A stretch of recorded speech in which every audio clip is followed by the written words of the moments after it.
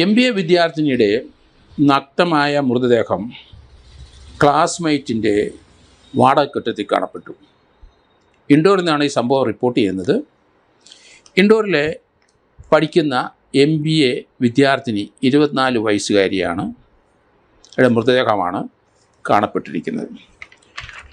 യുവതിയുമായി ഈ ലൈംഗിക ബന്ധം പുലർത്തുന്ന ഒരു വീഡിയോ അവരുടെ വാട്സാപ്പ് ഗ്രൂപ്പിൽ, ക്ലാസ്മേറ്റ്സിൻ്റെ വാട്സാപ്പ് ഗ്രൂപ്പിൽ ഈ കുറ്റകൃത്യം ചെയ്ത MBA വിദ്യാർത്ഥി പീയൂഷ് ധനോഷി എന്ന വിദ്യാർത്ഥി ആണ് ഈ വാട്സാപ്പ് ഗ്രൂപ്പിൽ ഇട്ടതെന്ന് പോലീസ് കണ്ടെത്തി. ഇത് കണ്ട് ആ കോളേജ് അധ്യാപകർ പെട്ടെന്ന് അത് ഡിലീറ്റ് ചെയ്തു. എന്നിട്ട് പെൺകുട്ടിയുടെ പിതാവിനെ വിളിച്ചു പറഞ്ഞു, കോളേജ് വിദ്യാർത്ഥികളുടെ വാട്സാപ്പ് ഗ്രൂപ്പിലാണ് ഈ ലൈംഗിക ബന്ധം ചെയ്യുന്നതായ ഒരു ദൃശ്യം ആ വാട്സാപ്പ് ഗ്രൂപ്പിലെ പെൺകുട്ടിയുടെ മൊബൈൽ ഫോണിൽ നിന്നാണ് വന്നിരിക്കുന്നത്. എന്തായാലും ഈ വിവരം അറിഞ്ഞ ഉടൻ തന്നെ മാതാപിതാക്കൾ, കോളേജ് അധികൃതർ പെൺകുട്ടിയായിട്ട് അടുപ്പമുള്ള പീയൂഷ് ധനോഷിൻ്റെ വിവരം ധരിപ്പിക്കുകയായിരുന്നു. അവരുടൻ തന്നെ പോലീസിൽ പരാതിപ്പെട്ടു. ഇൻഡോർ പോലീസിൽ പരാതിപ്പെട്ട് കേസ് രജിസ്റ്റർ ചെയ്തു. കുട്ടിയെ കാണാനില്ല.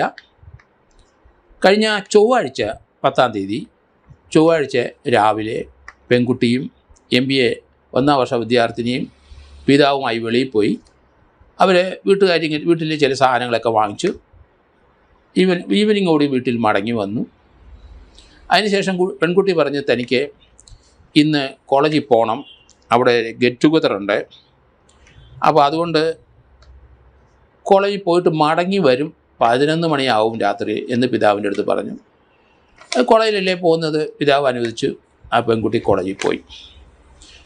പോയ അന്ന് ആ ദിവസം തന്നെയാണ് പെൺകുട്ടിയുടെ ഇയാളുമായി പീയൂഷ് ധനോഷുമായിട്ടുള്ള ലൈംഗിക ബന്ധം പുലർത്തുന്ന, പെൺകുട്ടി നഗ്നയായി കിടക്കുന്ന ദൃശ്യങ്ങൾ കോളേജിലെ വാട്സാപ്പിൽ വരുന്നത്. അത് പെൺകുട്ടിയുടെ ഫോണിൽ തന്നെയാണ് വന്നിരിക്കുന്നത്. എന്തായാലും പോലീസ് കേസ് രജിസ്റ്റർ ചെയ്തു. ഇമ്മീഡിയറ്റായിട്ട് പീയൂഷ് ധനോഷ്യ താമസിക്കുന്ന ആ വാടക കെട്ടിടത്തിൽ പോയി. അത് വെളിയിൽ നിന്ന് പൂട്ടിയിരിക്കുന്ന കണ്ടു. ഇയാൾ 3rd ഇയർ വിദ്യാർത്ഥിയാണ്. ഇയാൾ വാടക കെട്ടിടത്തിലാണ് താമസിക്കുന്നത്. 1st ഇയർ വിദ്യാർത്ഥിനിയാണ് മരണപ്പെട്ട കുട്ടി. ഏതായാലും പോലീസ് അവിടെ ചിലപ്പോൾ മുറിയെല്ലാം പുറത്തുനിന്ന് പൂട്ടിയിരിക്കുന്നതുകൊണ്ട് പോലീസ് മടങ്ങിപ്പോയി. വ്യാഴാഴ്ച ആയപ്പം ആ പയ്യൻ വാടകയ്ക്ക് താമസിക്കുന്ന വീടിനടുത്തുള്ളവർക്ക് രൂക്ഷമായ ഗന്ധം ആ വീട്ടിൽ നിന്ന് വരുന്നതായിട്ട് പോലീസിൽ പരാതിപ്പെട്ടു. പോലീസ് വന്ന് വാതിൽ പൊളിച്ച് അകത്ത് കയറിയപ്പം നഗ്നമായി കിടക്കുന്ന ചീഞ്ഞളിഞ്ഞ ഒരു പെൺകുട്ടിയുടെ മൃതദേഹമാണ് കണ്ടത്. ഏതായാലും പോലീസ് അത് തിരിച്ചറിഞ്ഞ മൃതദേഹം, കാരണം പെൺകുട്ടിയുടെ പിതാവ് വന്ന് നോക്കി, ചീഞ്ഞളിഞ്ഞ മൃതദേഹമായിട്ട് തിരിച്ചറിയാൻ ബുദ്ധിമുട്ടായിപ്പോയി. എങ്കിലും വേഷവുമില്ല, നഗ്നമായ മൃതദേഹമാണ് ചീഞ്ഞളിഞ്ഞ് കിടക്കുന്നത്. ചൊവ്വാഴ്ച രാത്രി കൊലപാതകം നടത്തി. ചൊവ്വ, ബുധൻ, വ്യാഴം 3-ാം ദിവസമായി കഴിഞ്ഞപ്പം അതിൽ ഡീകമ്പോസ്ഡായി. അത് നഗ്ന മൃതദേഹമാണ്, അതുകൊണ്ട് പെട്ടെന്ന് ചീഞ്ഞളിഞ്ഞു. പിന്നെ മുറിക്കകത്ത് നല്ല ചൂടും ഉണ്ടായിരുന്നു, പെട്ടെന്ന് ഡീകമ്പോസ് ചെയ്യുക. ഇത് പെൺകുട്ടിയെ തിരിച്ചറിഞ്ഞത് പെൺകുട്ടിയുടെ കാലിലിട്ടിരുന്ന സോക്സ് അത് ഊരിയിട്ടില്ല. ബാക്കിയുള്ള പെൺകുട്ടിയുടെ ദേഹത്തുള്ള തുണികളെല്ലാം അഴിച്ചു മാറ്റിയിട്ടായിരുന്നു ലൈംഗികമായി ബന്ധപ്പെട്ടുകൊണ്ടിരുന്നത്. സോക്സ് കാലിൽ കിടന്നിരുന്നു. അങ്ങനെ ആ കുട്ടിയെ തിരിച്ചറിഞ്ഞു. എന്തായാലും ഈ ഒരു കൊലപാതകം വലിയ ഒച്ചപ്പാടുണ്ടാക്കി മധ്യപ്രദേശിൽ. കാരണം വിദ്യാർത്ഥിനിയാണ്, അത് സഹവിദ്യാർത്ഥിയാണ് ഈ പെൺകുട്ടിയെ കൊന്നത്. ലൈംഗികമായി ആ കുട്ടിയെ പീഡിപ്പിച്ച ശേഷം അത് ആ പെൺകുട്ടിയുടെ തന്നെ മൊബൈൽ ഫോണിൽ കോളേജിൻ്റെ വാട്സപ്പിൽ ഇവനിട്ടു. ഇപ്പോൾ അവൻ ഒളിവിലാണ്. അവൻ്റെ മൊബൈൽ ഫോൺ സ്വിച്ച് ഓഫ് ചെയ്തിരിക്കുകയാണ്. പെൺകുട്ടിയുടെ മൊബൈലും സ്വിച്ച് ഓഫാണ്. അത് അയാൾ കൊണ്ടുപോയിരിക്കാനാണ് സാധ്യത. എന്തായാലും ആ ദൃശ്യത്തിൽ നിന്ന് കോളേജ് പറഞ്ഞു, ഇവൻ്റെ മുഖം മാറ്റി വെച്ചിരിക്കുന്നെങ്കിലും, മുഖം കവർ ചെയ്ത് വെച്ചിരിക്കുന്നെങ്കിലും ഇത് പീയൂഷ് ധനോഷി തന്നെയാണ് എന്ന് പോലീസ് തിരിച്ചറിഞ്ഞു. ബാക്കിയുള്ള അവൻ്റെ ഡ്രസ്സും അവൻ്റെ ദേഹവും എല്ലാം കണ്ടു കഴിഞ്ഞപ്പോൾ അവൻ തന്നെയാണ് എന്ന് തിരിച്ചറിയുകയും ചെയ്തു. പി എച്ച് ധനേഷിൻ്റെ ഈ രീതിയിലുള്ള പ്രവർത്തനം, അവനൊരു മാനസിക രോഗിയാണെന്നൊക്കെ നമ്മൾ പറഞ്ഞ് ഡിഫൻസ് സെറ്റപ്പ് ചെയ്യുമായിരിക്കും. അതല്ല, ഇപ്പോഴത്തെ തലമുറയിലെ എല്ലാ കുട്ടികളും ഇതൊക്കെ തന്നെയാണ് ചെയ്യുന്നത്. അപകടം ഏത് സമയത്തും ഉണ്ടാകാം. കാരണം പെൺകുട്ടികൾ ചിലപ്പം തിരിച്ചും ചെയ്യാം, ആൺകുട്ടികൾ ഇങ്ങോട്ടും ചെയ്യാം. ഇങ്ങനെയുള്ള ബന്ധങ്ങളിൽ നിന്ന് കുട്ടികളെ ഒഴിവാക്കണം. രാത്രിയിലെ കോളേജിലും സ്കൂളുകളിലൊക്കെ ഇതുപോലെയുള്ള കൾച്ചറൽ ആക്ടിവിറ്റി എന്നൊക്കെ പറഞ്ഞ് നടക്കുന്നത് തീർച്ചയായിട്ടും പലർക്കും ജീവൻ നഷ്ടപ്പെടാനുള്ളൊരവസരമായി മാറും എന്നാണ്. കാരണം വീട്ടിലുകാർക്ക് കുട്ടികളെ സ്കൂളിലാണ് അല്ലെ കോളേജിലാണ് എന്നല്ലേ കരുതുകയുള്ളൂ. ഇങ്ങനെയുള്ള ആക്ടിവിറ്റീസ് ധാരാളം പെൺകുട്ടികൾ ഇടപെടുന്നുണ്ട്. മാതാപിതാക്കൾ കുറച്ചുകൂടെ ഈ കാര്യത്തിൽ ശ്രദ്ധാലുക്കളായിരിക്കണം.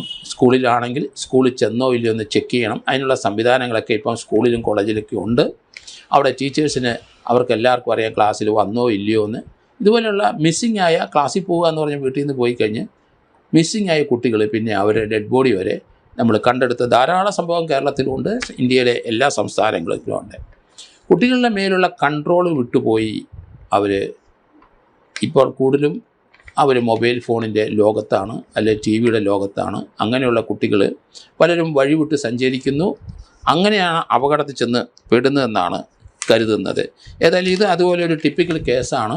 MBA വിദ്യാർത്ഥിയാണ്. പെൺകുട്ടിക്ക് 24 വയസ്സ് പ്രായമുണ്ടെന്ന് നമ്മൾ വിചാരിച്ചോണം. പ്രായപൂർത്തിയായ കുട്ടിയാണ്. 18 വയസ്സ് കഴിഞ്ഞ് 6 വയസ്സ് കഴിഞ്ഞു. ഇപ്പോൾ MBA ഡിഗ്രി എടുത്തിട്ടുണ്ടാവണം. ഒരു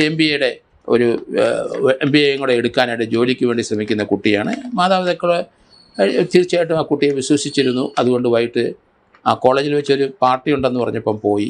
പക്ഷേ പാർട്ടി ഉണ്ടെന്ന് വരുന്ന 11 മണിക്കേ വരുവുള്ളെന്നുണ്ടെങ്കിൽ 6 മണിക്ക് ശേഷം കുട്ടികൾ വീട്ടിൽ വരുന്നില്ലെങ്കിൽ അത് കുട്ടികളായാലും ശരി വലിയവരായാലും ശരി അവരുടെ ഓരോ ജോലി കഴിഞ്ഞ് തിരിച്ച് കൃത്യമായ സമയത്ത് എത്തുന്നില്ല എന്നുണ്ടെങ്കിൽ അത് ഇമ്മീഡിയറ്റായിട്ട് ബന്ധപ്പെടണം, പോലീസിൽ അറിയിക്കണം. അതുപോലെ തന്നെ അവരുടെ മൊബൈലിൽ വിളിച്ചുകൊണ്ടിരിക്കണം. ഇങ്ങനെയുള്ള കാര്യങ്ങളൊക്കെ മാതാപിതാക്കൾ ശ്രദ്ധയോടെ ഇനി ചെയ്തേ പറ്റുള്ളൂ. ഇപ്പോൾ ഈ സംഭവം നമ്മളെ തിരുവനന്തപുരം, കൊച്ചിയിലും അതുപോലെ കോഴിക്കോടും പാലക്കാടും ഒക്കെ പല കുട്ടികളും വീട്ടിൽ നിന്ന് പോയി അവരെ ഹോസ്റ്റലിൽ നിൽക്കുന്നു, അല്ലെങ്കിൽ പുറത്തുള്ള ലേഡീസ് ഹോസ്റ്റലിലൊക്കെ നിൽക്കുന്നു, അല്ലെങ്കിൽ ചില സ്ഥലങ്ങളിലെ അവസ്ഥയിലെ ഏതെങ്കിലും വീടുകളിലെ ഒരു മുറി റെൻ്റ് എടുത്ത്, അങ്ങനെയാണ് ഇപ്പം കുട്ടികളെല്ലാം പട്ടണങ്ങളിൽ ജീവിക്കുന്നത്. അങ്ങനെയാണ് പല പല ബന്ധങ്ങളും ആ പകൽ അവർക്കുണ്ടാവും. ആ ബന്ധങ്ങളുടെയൊക്കെ അവസാനം ഇത് തന്നെയായിരിക്കും ഗതി എന്നാണ് ഞാൻ കരുതുന്നത്. അതുകൊണ്ട് അങ്ങനെ താമസിക്കുന്ന കുട്ടികളെ എപ്പോഴും വാച്ച് ചെയ്യണം. വീട്ടുകാർക്ക് ദൂരെയാണെന്നുണ്ടെങ്കിൽ അവർ ലോക്കൽ ഗാർഡിയനോ അങ്ങനെയുള്ള ആരെങ്കിലുമൊക്കെ ആയിട്ട് അവരെ ബന്ധപ്പെട്ടുകൊണ്ടേയിരിക്കണം. ഇല്ലെന്നുണ്ടെങ്കിൽ ഇതുപോലെയുള്ള അപകടം ഉണ്ടാവും എന്നാണ് ഞാൻ കരുതുന്നത്. പീസ് ധനോഷിയായിട്ടുള്ള ബന്ധത്തെപ്പറ്റി ഈ പെൺകുട്ടിയുടെ സഹോദരിയെടുത്ത് ചില കാര്യങ്ങളൊക്കെ പറഞ്ഞിരുന്നു എന്നാണ് ഇപ്പം വരുന്ന വാർത്തകൾ. പ്രഥമ ദൃഷ്ടിയ ഇതൊരു കൊലപാതകമാണെന്ന് ഡെപ്യൂട്ടി കമ്മീഷണർ ഇൻഡോറിലെ കൃഷ്ണ ലാൽ ചന്ദാനി പറയുകയും ചെയ്തു. കാരണം അതിന് യാതൊരു സംശയമില്ല, കൊലപാതകം തന്നെ. പോസ്റ്റ്മോർട്ടം റിപ്പോർട്ടിൽ ആ കുട്ടിയുടെ കഴുത്ത് ഞെരിച്ചാണ് കൊന്നിരിക്കുന്നത്.